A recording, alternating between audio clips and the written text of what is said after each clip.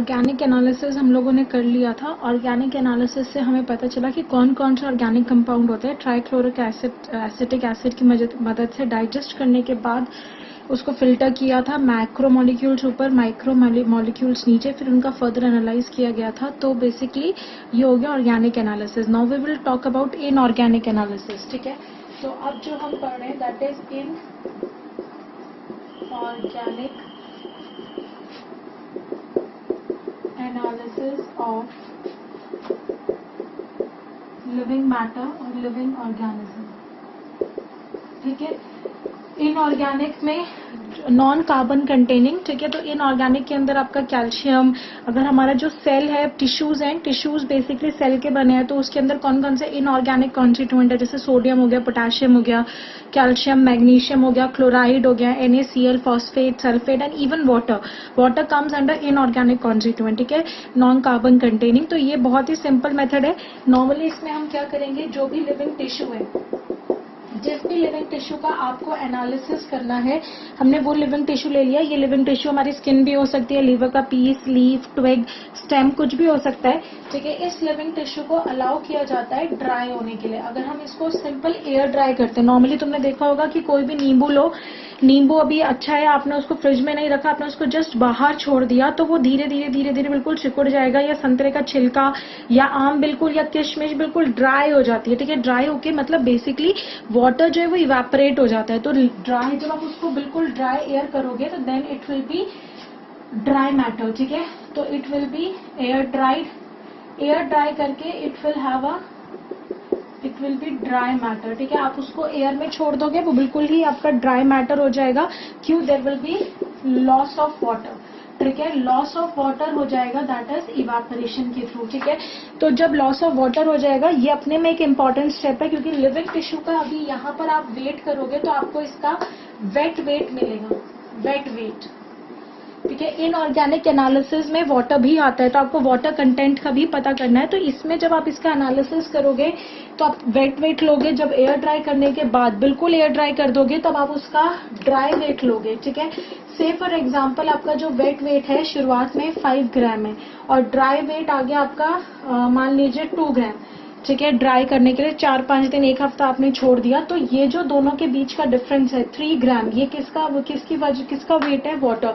तो इससे आप वाटर की परसेंटेज भी निकाल सकते हो। ठीक है, तो basically wet weight minus dry weight. ठीक है, ड्राई होने के बाद हम इसको बर्न करेंगे। बर्न का मतलब ये नहीं है कि यहीं पर आप नॉर्मली बर्न कैसे कर रहे हैं, इंसुलेशन चैम्बर्स होते हैं, पोर्सिलेन डिश होती है, इस पोर्सिलेन डिश में ये ड्राई मैटर ले लिया जाता है, बिल्कुल अवन जैसा होता है, हीटअप हो जाता है। तो पोर्सिलेन डिश में आप ले लोगे, वेट करके लोगे। ठीक है, तो पोर्सिलेन डिश के अंदर वे करके ले लिया, फिर आपने इसको बर्न कर दिया। वो इतने ज्यादा हीटअप होते हैं कि वहीं बर्न हो जाएगा। तो बर्न होने से क्या होगा, there will be loss of volatile substance. इसके अंदर जितने भी वॉलेटाइल गैसेस होंगी, जैसे से फॉर एग्जांपल CO2 वगैरह, इन सब का लॉस हो जाएगा। तो ये लॉस्ट हो जाएगा, जो रह जाएगा तो रिमेनिंग विल बी ऐश। ठीक है, और इस ऐश का फिर फर्दर एनालाइज करा जाएगा। ठीक है, जिसको अगर हम आयुर्वेदिक लैंग्वेज में बोले तो भस्म वगैरह भी कहते हैं। ठीक है, तो ये ऐश एनालिसिस करेंगे। ऐश एनालिसिस सेम होगा जैसे आपका केमिस्ट्री के अंदर अलग अलग ग्रुप्स के एनालिसिस होते हैं, ग्रुप 1, ग्रुप 2, बहुत सारे टेस्ट होते हैं परफॉर्म। तो इसमें कितना क्लोराइड है, लेड है, सेल्स के अंदर या इंसानों के लिविंग टिश्यू में लेड होता है नहीं होता, लेड का टेस्ट करोगे, कैल्शियम का, सोडियम का, क्लोराइड का। ठीक है, तो वो सारे के सारे टेस्ट इसमें करे जाएंगे। तो फिर लॉस ऑफ वॉलेटाइल मैटर के बाद ये जो आपका ऐश आएगी, ठीक है, ये जो आपकी ऐश आई, यहाँ पे there will loss of volatile matter. ठीक है, लाइक CO2 वगैरह। ठीक है, तो ये ऐश आ गई, इस ऐश का इनऑर्गेनिक एनालिसिस किया जाएगा। ठीक है, यहाँ there will be ash analysis to know the inorganic elements. इसके अंदर जितने भी इनऑर्गेनिक एलिमेंट्स होंगे उसका आपको पता चल जाएगा। इनऑर्गेनिक एलिमेंट्स आपकी NCERT में टेबल दे रखा है कि कौन कौन से इनऑर्गेनिक एलिमेंट्स जो हैं वो लिविंग टिश्यूज में पाया जाता है। तो नॉर्मली सोडियम, ठीक है, सोडियम हो गया, पोटेशियम हो गया। सोडियम हमारे ब्लड के अंदर है, नर्व इम्पल्स कंडक्शन, मसल्स के अंदर, ब्रेन टिश्यूज के अंदर सोडियम चाहिए, पोटेशियम चाहिए।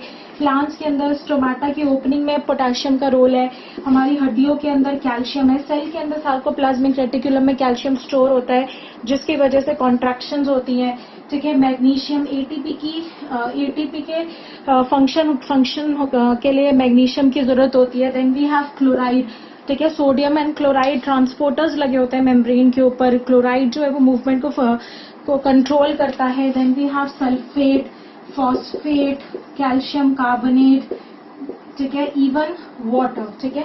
सो water will also come into your inorganic analysis, ठीक है। This NaCl, so this will be these till here, यहाँ पर ये सारे जो हैं ये आपके कंपाउंड हो जाएंगे, inorganic compound, and this will B inorganic elements, ठीक है।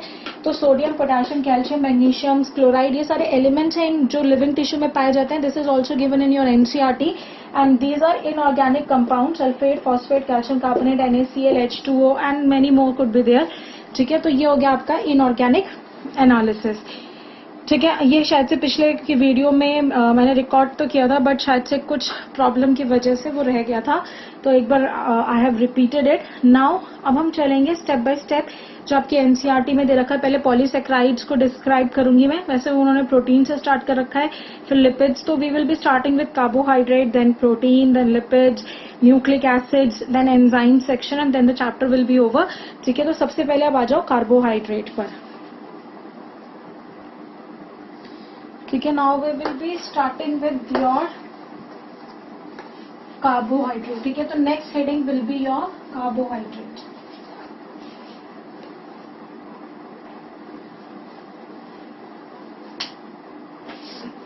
ठीक है।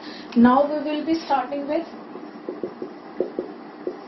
कार्बोहाइड्रेट, ठीक है।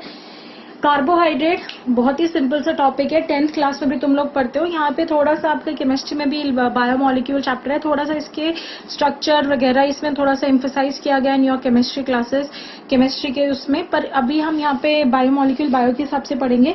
तो कार्बोहाइड्रेट नाम से ही पता चल रहा है, बेसिकली इसका जो एम्पेरिकल फॉर्मूला है, it contains carbon, and hydrate का जो मतलब है इट कंटेन्स वाटर। तो इसका जो एम्पेरिकल फॉर्मूला है दैट इज CnH2ON, ठीक है। तो कार्बोहाइड्रेट में कार्बन है एंड हाइड्रेट है, हाइड्रेट मीन्स वाटर। तो इसका जो नॉर्मल एम्पेरिकल फॉर्मूला हो गया दैट इज CnH2n, जिसमें carbon is to hydrogen is to oxygen की रेशियो हो गई 1:2:1, 1:2:1 की रेशियो में पाया जाता है carbon, hydrogen and oxygen. Carbohydrates को नॉर्मली सैकराइड्स भी कहते हैं, ठीक है। सैकराइड्स का मतलब होता है शुगर, तो इसकी क्लासिफिकेशन ऐसी ही हो रखी है, मोनोसैकराइड, ऑलिगोसैकराइड, पॉलीसैकराइड। तो कार्बसैकराइड मतलब थोड़ा सा मिठास, क्योंकि कार्बोहाइड्रेट का जब हाइड्रोलिसिस होता है, आप खाने को ज्यादा देर तक मुंह में चबाते हो तो आपको मिठास आती है खाने में, क्योंकि स्टार्च जो है वो हाइड्रोलाइज्ड हो जाती है, ठीक है। तो कार्बोहाइड्रेट को अब और क्या बोलते हैं, इनको कहा जाता है polyhydroxy, because of their journal structure इनको बोला जाता है पॉलीहाइड्रोक्सी एल्डोजेस, एल्डोज या अल्डिहाइड,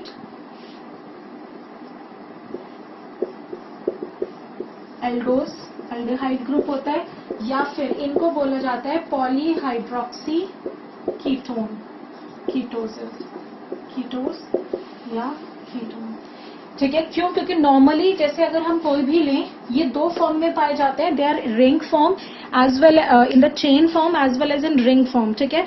तो कार्बोहाइड्रेट्स जो होते हैं वो आपको खुले चेन फॉर्म में भी पाए जाते हैं और रिंग फॉर्म में भी। रिंग फॉर्म के भी दो टाइप होते हैं, हेक्सागोनल रिंग बन रही है या पेंटागोनल रिंग बन रही है, जो हम आगे पढ़ेंगे, ठीक है। तो इसमें नॉर्मली बहुत सारे कार्बन की चेन है, ठीक है। मान लो कि 5 कार्बन 6 कार्बन अल्डिहाइड ग्रुप लगा है और बाकी कार्बन के पास इधर की तरफ कर लो या जैसा भी है, और बाकी कार्बन के पास क्या लगा है OH, तो this is polyhydroxy aldehyde aldose, ठीक है। और कभी कभार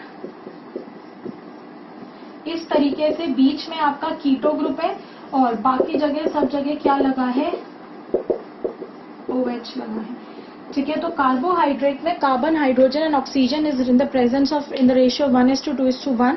पॉलीहाइड्रोक्सी अल्डिहाइड या एल्डोज कहते हैं, पॉलीहाइड्रोक्सी कीटोज कहते हैं, ठीक है। ये रिंग, ये ओपन हो गई है, ये चेन फॉर्म है, इसी के अंदर रिंग फॉर्म भी पाई जाती है। तो रिंग फॉर्म दो तरह की होती है, पहली रिंग फॉर्म तो होती है ये हेक्सागोनल, यहाँ पर एक ऑक्सीजन आ जाएगा, तो this is one ring form, this is known as furanose. और एक रिंग फॉर्म होती है ऐसी 5 वाली राइबोस जैसी, ठीक है, पायरानोस।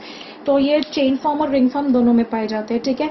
अब आ जाओ क्लासिफिकेशन ऑफ कार्बोहाइड्रेट्स, ठीक है, क्लासिफिकेशन ऑफ कार्बोहाइड्रेट्स मिटा रही हूं मैं।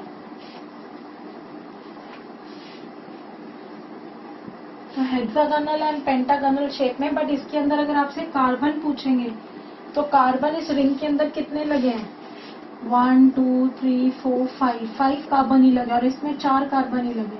तो रिंग के अंदर 5 कार्बन है और इसके अंदर रिंग के अंदर 4 कार्बन है। इसकी रिंग में 5 कार्बन है, एक कार्बन बाहर की तरफ होता है, इसमें 2 कार्बन बाहर की तरफ होते हैं जब हम 6 कार्बन वाले की बात करते हैं। फिलहाल इसको छोड़ दो। अब आ जाओ क्लासिफिकेशन ऑफ कार्बोहाइड्रेट, ठीक है, carbohydrate classification,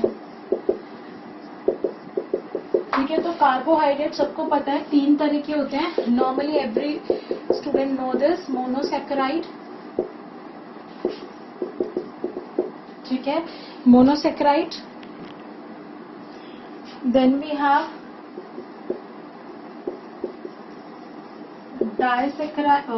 oligosaccharides, and then we have polysaccharide. Saccharide simply mean sugar. तो कार्बोहाइड्रेट को मेनली आपने 3 क्लासेस में बांटा गया है, मोनोसेक्राइड, ओलिगोसेक्राइड एंड पॉलीसेक्राइड, ठीक है।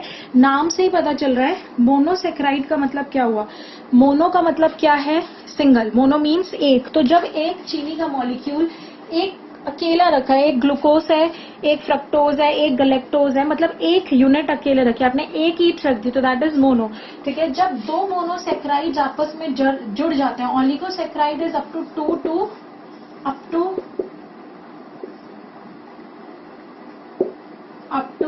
10, ठीक है, 2 से लेकर 10 तक, मतलब जब 2 या 2 से ज्यादा, ठीक है, 10 मोनोसेक्राइड्स आपस में जुड़ जाएंगे, 2 3 4 10 तक लेके मोनोसेक्राइड आपस में जुड़ेंगे, दैट इज ओलिगोसेक्राइड। और पॉलीसेक्राइड इज मोर देन 10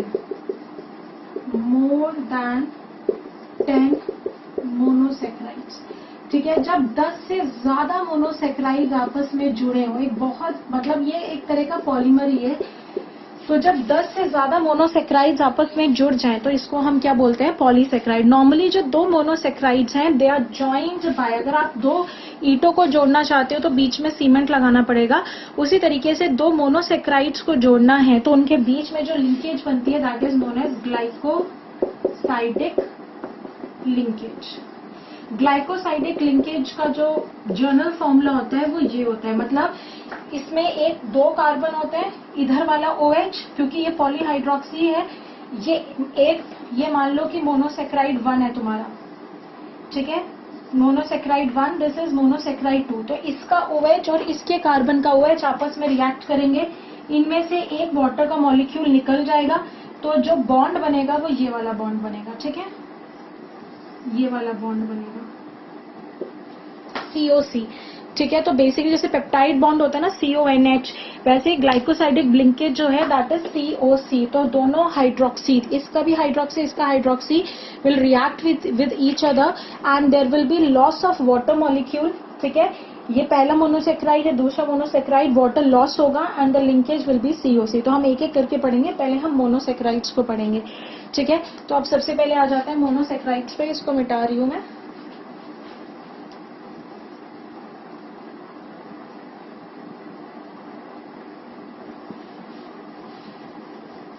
फिर ओलिगो, फिर पॉली, धीरे धीरे करके आगे बढ़ेंगे, ठीक है। अब सबसे पहले आ जाओ मोनोसेक्राइड्स। मोनोसेक्राइड्स का मतलब है these are the simplest carbohydrate, general formula जो है वो CnH2ON है, ठीक है। तो मोनोसेक्राइड्स हो गए आपके, these are the simplest sugar, simple sugar होता है which can not be hydrolysed further. Monosaccharides को और तोड़ा नहीं जा सकता, जैसे से फॉर एग्जांपल आपके पास डाइसेक्राइड है, ओलिगोसेक्राइड, इसको आप पानी में डालोगे तो ये 2 हिस्सों में टूट जाएगा, तो ये हाइड्रोलाइज हो गया। बट मोनोसेक्राइड एक खुद में सिंगल एंटाइटी है, it can not be hydrolyse further, ठीक है। तो आप कह सकते हो these are the simple sugar these are the simple sugar or saccharide which cannot be hydrolyzed further. आप इनको और तोड़ नहीं सकते हो, ठीक है. अगर आप इनको और तोड़ोगे, जैसे से फॉर एग्जांपल ग्लूकोज, ठीक है. ग्लूकोज की एक एंटाइटी है, यहाँ पर OH ग्रुप लगे होंगे बहुत सारे, ठीक है, इस तरीके से. अब आप इसको फर्दर हाइड्रोलाइज नहीं कर सकते. अगर आप ग्लूकोज को फर्दर हाइड्रोलाइज करते हो, आपने पता ही होगा ग्लूकोज वाटर क्या होता है. What is glucose water? Glucose water is acidic in nature, glucose water is basic in nature, it is neutral in nature, it is amphoteric in nature. What is glucose water? सोचो. Glucose water is basically neutral. ये 10th class में भी दे रखा है तुम्हारी. इसकी pH जो है वो 7 बैठती है, न्यूट्रल होता है. क्यों? Because it is not hydrolyse, it is not ionisable. Normally इसके पास H भी है, OH भी है, बट ये पानी में जाकर टूटता नहीं है. It cannot be hydrolysed further. आप इसको फर्दर तोड़ नहीं सकते हो. तो बेसिकली जितने भी मोनोसेक्राइड होते हैं वो और फर्दर हाइड्रोलाइज नहीं होते हैं, ठीक है. दूसरा, जब ये H+ और OH- देगा ही नहीं वाटर में, तो ये ना ही एसिड होगा ना ही बेस होगा, ये न्यूट्रल रहता है, ठीक है. अब आ जाओ मोनोसेक्राइड्स के अंदर का जो जनरल फॉर्मूला है, N वैरीज फ्रॉम 3 to 7, ठीक है. अगर मैं आपसे पूछूं कि सिंपलेस्ट अमीनो एसिड, तो आप छूटते ही बोलते हो ग्लाइसिन. एनसीईआरटी में दे भी रखा है. अगर आपसे पूछा जाए सिंपलेस्ट कार्बोहाइड्रेट, ठीक है, सबसे सिंपल कार्बोहाइड्रेट कौन सा होता है, तो नॉर्मली बच्चा छूटते ही बोलता है ग्लूकोज, क्योंकि हम नॉर्मली जानते भी ग्लूकोज को ही है. बट नहीं, glucose is not the simplest carbohydrate. Monosaccharide जो स्टार्ट होते हैं वो 3 to 7 होते हैं, ठीक है. तो सबसे छोटा मोनोसेक्राइड होगा, that will be triose. Triose का मतलब है जिसमें N जो होगा वो 3 होगा, ठीक है. तो जिसमें N 3 होगा, दैट विल बी ट्रायोज, ठीक है. तो जो आपका सिंपलेस्ट कार्बोहाइड्रेट है 3 कार्बन वाला होगा. ऑब्वियसली पहले वाले पे CHO होगा और बाकी 2 ग्रुप्स पर तुम ही लोग बता दो क्या होगा, ठीक है, इस तरह से. तो ये आपका सिंपलेस्ट कार्बोहाइड्रेट है 3 कार्बन वाला. तो सिंपलेस्ट कार्बोहाइड्रेट अगर आपसे पूछा जाए कंटेन्स हाउ मेनी कार्बन, तो सिंपलेस्ट कार्बोहाइड्रेट कंटेन्स 3 कार्बन. तो ये क्या हुआ, क्या पढ़ेंगे इसको, दिस इज ग्लिसरॉल्डिहाइड.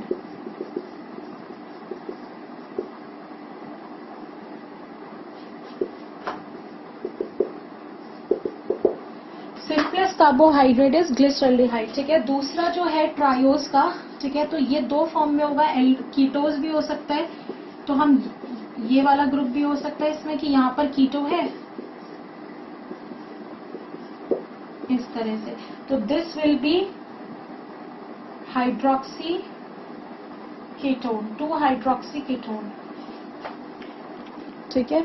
तो this will be your dihydroxy acetone. तो आपसे सिंपलेस्ट कार्बोहाइड्रेट पूछते हैं तो 3 to 7 में वैरी करता है. तो 3 से वाला जो है वो सिंपलेस्ट कार्बोहाइड्रेट है.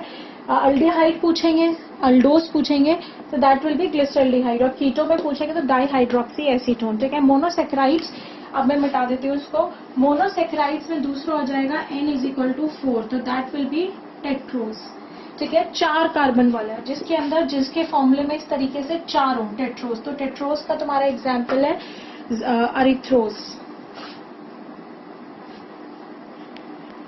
ठीक है. इसको मैं थोड़ा मिटा रही हूँ, जगह यहाँ पे कम है ना, तो मैं ऊपर से लिखती हूँ दोबारा से.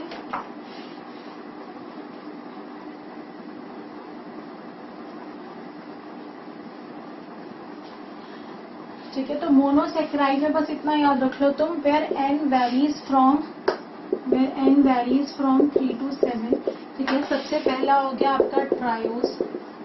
ट्रायोज के अंदर अभी बता दिया मैंने ग्लिसरॉल्डिहाइड, ये एल्डोज है.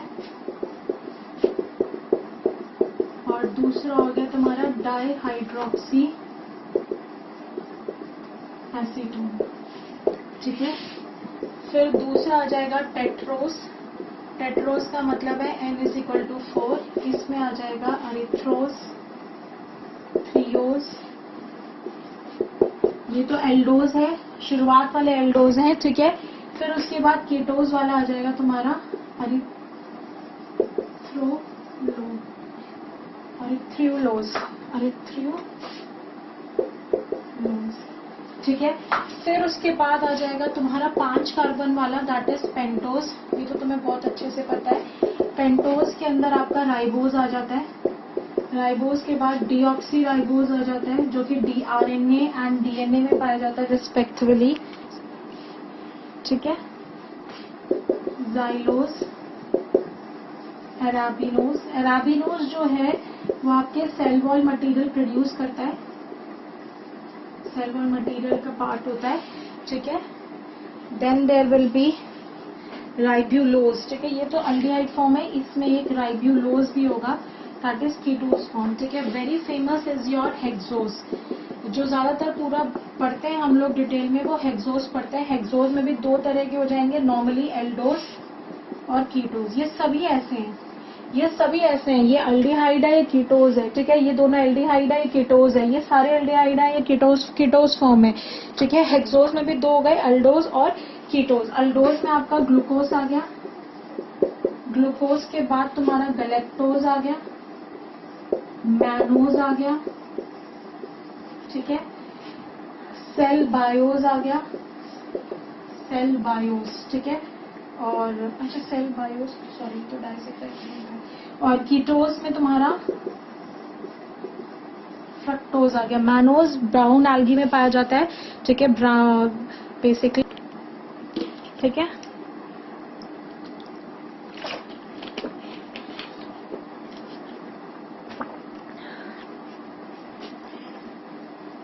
Glucose, galactose, mannose, fructose. फिर last will be your heptose. Mannose आप ब्राउन एल्गी में पाया जाता है। इसका ये शुगर है, तो इसमें एक अल्कोहलिक शुगर होती है मैनिटोल। ठीक है, that is present in brown algae. तो हेप्टोज हो गया, n = 7, this will B last. तो इसमें भी 2 होंगे, एल्डोज कीटोज, उतना डिटेल में मैं जा नहीं रही हूँ। It will be glucoheptose, galactoheptose, pseudoheptose. Pseudoheptose जो है वो फोटोसिंथेटिक एंड रेस्पिरेटरी पाथवे में इंटरमीडिएट के फॉर्म में बनता है। ठीक है। अब इसमें हमने बेसिकली इन सब के बारे में ज्यादा कुछ नहीं पढ़ना है। इसमें आपको हल्का फुल्का ग्लूकोज और इसके बारे में, फ्रक्टोज के बारे में बता देती हूँ। जितने भी मोनोसेक्राइड्स होते हैं, all monosaccharides are reducing sugar. ठीक है। अब what do you mean by reducing sugar? ठीक है, इसको डिलीट कर देते हैं, इसे मिटा देते हैं।